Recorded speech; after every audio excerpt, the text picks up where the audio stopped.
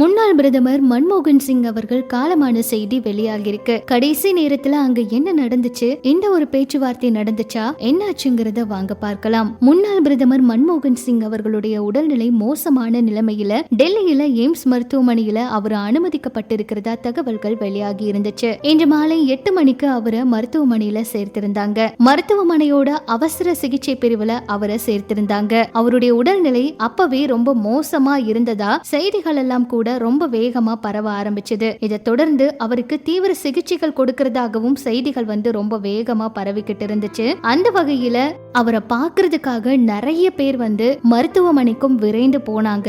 திடீர்னு இவ்வளவு பேர் மருத்துவமனைக்கு வந்ததுமே எல்லாருக்குமே ரொம்ப சந்தேகமாயிருச்சு. மன்மோகன் சிங் அவர்களுக்கு என்ன ஆச்சு, அவர் எப்படி இருக்காரு, அவருடைய உடல்நிலை நல்லாதான் இருக்கா அப்படின்னு எல்லாரும் கேட்க ஆரம்பிச்சுட்டாங்க.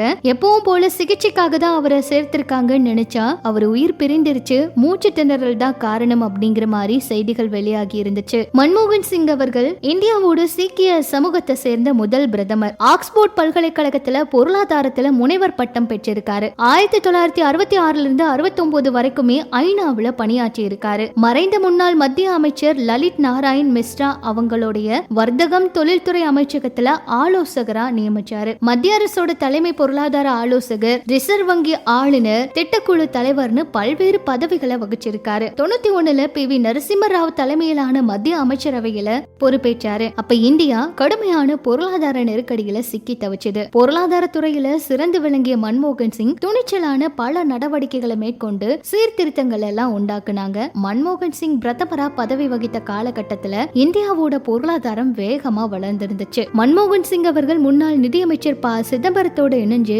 மேற்கொண்ட நடவடிக்கைகளால் தான் இந்தியாவோட பொருளாதாரம் 8 to 9 பொருளாதார வளர்ச்சி விகிதத்தை அடைஞ்சது. 2007ல இந்தியாவோட அதிகபட்ச GDP வளர்ச்சி விகிதமான 9% அடைஞ்சது. உலகத்தோட 2வது வேகமா வளரும் பெரிய பொருளாதாரமா மாறுச்சு. அந்த அளவுக்கு நமக்கு ரொம்பவே நிறைய விஷயங்களை அவர் செய்திருக்காரு. முன்னாள் பிரதமர் மன்மோகன் சிங் அவங்களுடைய இறப்பு செய்தி எல்லாருக்குமே சோகத்தை ஏற்படுத்தி இருக்கு. நம்ம சார்பாகவும் அவங்களுடைய குடும்பத்துக்கு ஆறுதலை தெரிவிச்சுக்கலாம்.